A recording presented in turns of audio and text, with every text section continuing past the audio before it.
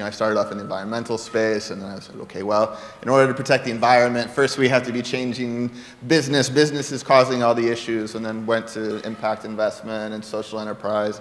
And then after a few years there, I said, well, it's actually that to go at the roots, you have to be changing the approach finance and business, and that everything in its root is on the external side and aspects of money and economy. On the internal side, it's this personal and spiritual development. So how do we blend those two? How do you do both the internal practice as well as the external practice simultaneously? And so many people in this conversation here over the past couple of days have been engaged in that conversation, and this is a lot of what whole person economy is trying to get. So over the past few years, I've just been going at a really deep inquiry into new economic thinking primarily, and there's a really expansive field around this right now. It's great to see it expanding both in this context. Next week in Edinburgh, there's a festival for new economic thinking, and the Institute for New Economic Thinking is holding a symposium. There's a lot going on in Europe, and so there's this sort of transformation of the discipline overall, or there's trying to be. And because essentially what happened within economics is that the economists had a crush on the math department and on the physics department and tried to create this pseudoscience around the way that we structure economies based on graphs and charts, and it completely dissects the human element and the things that are really salient for a happy and expressed life. And it also emerged with this this way of, because we've taken that gone this hyper quantitative route, the economy right now has almost no capacity to understand qualitative value. Happy people, a stable environment, all of these different things. And we're at the point now where we're seeing we can't keep growing on a quantitative basis, but we can infinitely grow on a qualitative basis.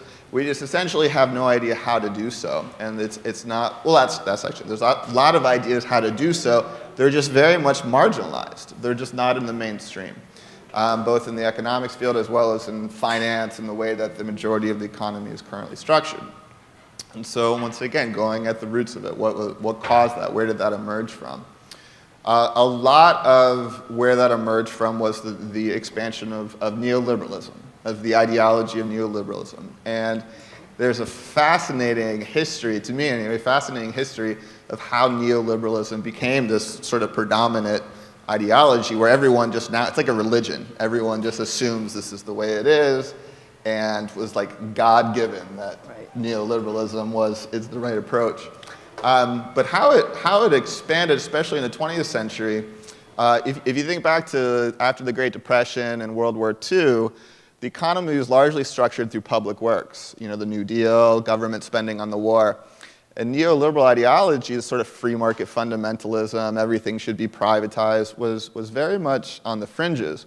But then through the 50s and the 60s and the 70s, through think tanks like the American Enterprise Institute, Cato Institute, long list of think tanks, academic organizations, University of Chicago, the Milton Friedman School, through a number of political campaigns, and then heavily financed by business interests, the ideology spread and spread and spread and became more popular, and then was really cemented in the US by Ronald Reagan and the UK by Margaret Thatcher, and then interestingly further cemented by Bill Clinton because he became the sort of like corporatist Democrat and got in bed with the banks and the corporations.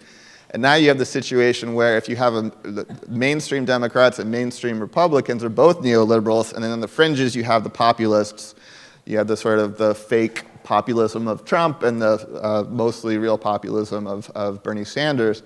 And so you're seeing these tensions, and I think for a lot of us, then therefore we get disoriented because we sort of identify with like these different camps, but like really understanding the history of how we got here is really important. And that's just over the past 100 years. There's a huge body of research and work that shows how we emerged over the past several thousand years, into where we sort of sit today. And there's great books, and there's great researchers, and there's great practitioners of this. And when you go back to the root, you're looking, okay, so where did this, emerge from thousands of years ago? my opinion, it was moving from matriarchal society to patriarchal society.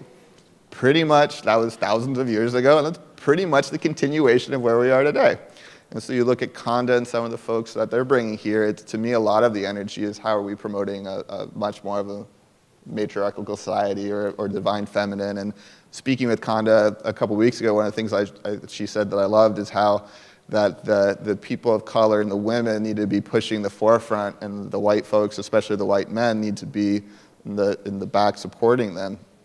And the question to her was, okay, then how do you do it?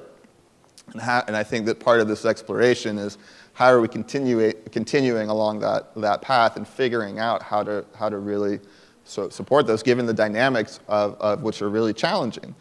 Going back to neoliberalism, this aspect of being heavily financed by business interests, it is the single best financed ideology ever.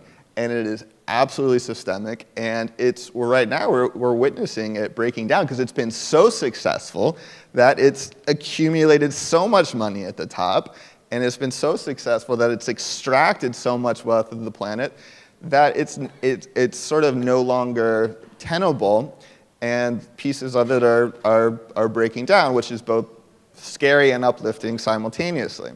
It presents both a huge opportunity for how to manage and how to engage in this transition from sort of old paradigm to new paradigm, and you're never in one or the other. We're sort of straddling both. We're trying to move from one to the next and find the fertile ground where we can.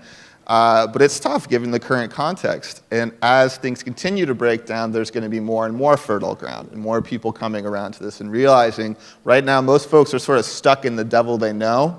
You know, they realize that it's not really working, it's unhealthy, that they see it, but they don't really have a clear vision or something where it can be really a felt experience. You know, this type of new economic thinking, we economy, it needs to be an embodied experience. It's not a philosophical idea. It's both philosophy and a practice.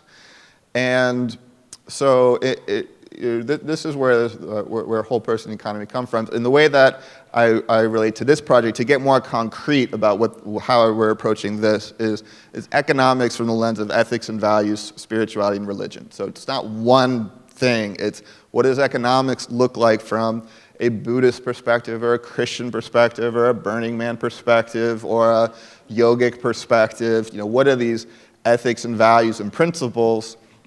How can they inform economics and finance and business? Because that's what essentially was separated from it. It actually should be that ethics and principles are the base, and then you have economics, finance, business, commerce.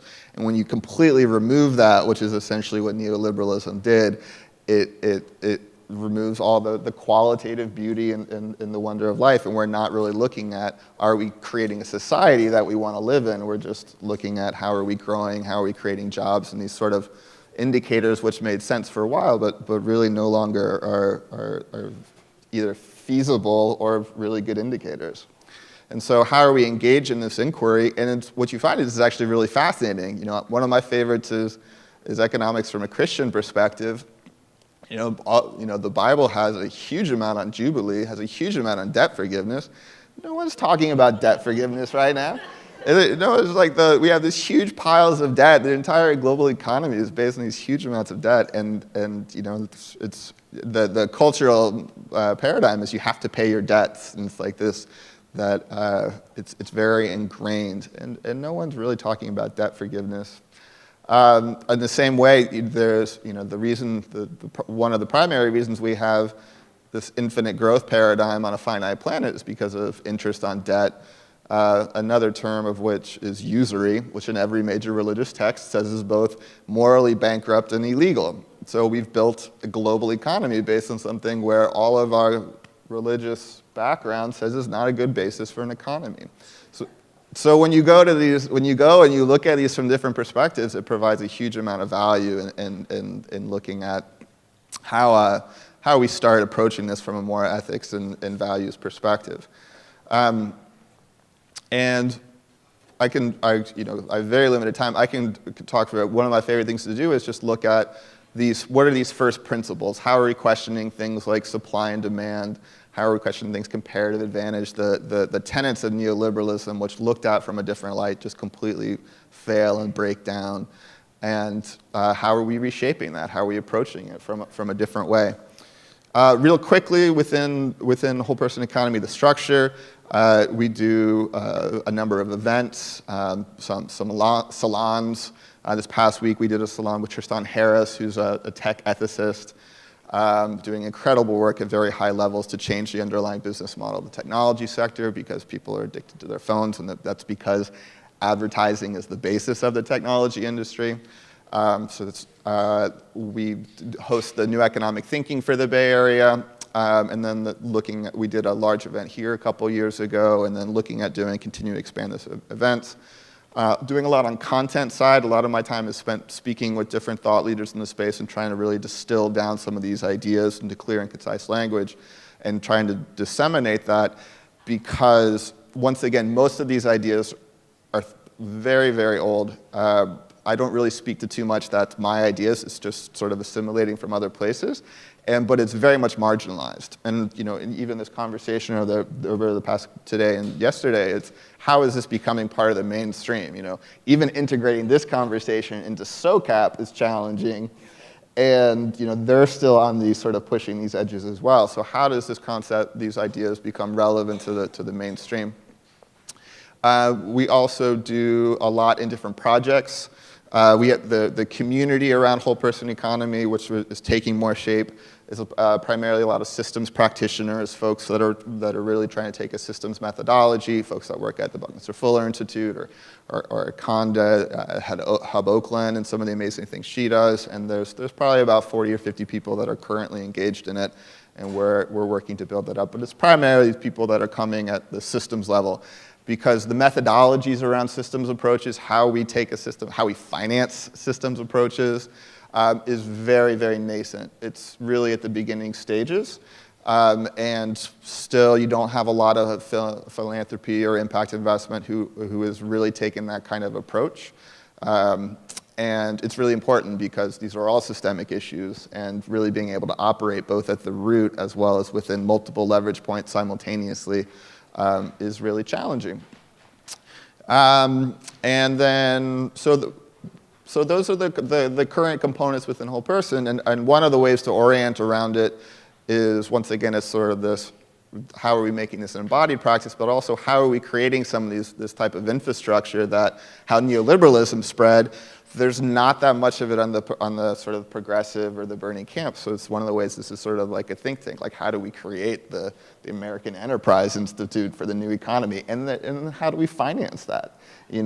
Because part of the challenge I always see is that neoliberalism, for a small group of rich people, is a really great investment thesis. They make a lot of money from doing so, and it's really, extracting value and polluting the planet and all these different things is a great way to make money.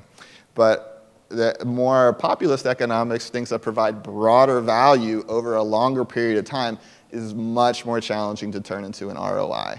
And so therefore, the people who can finance this in the millions and the billions of dollars, both the types of initiatives and the thought leaders and the organizations like the one that you run, it's still taking time to build those up, because the way that we approach this is really hard, and it's also changing rapidly.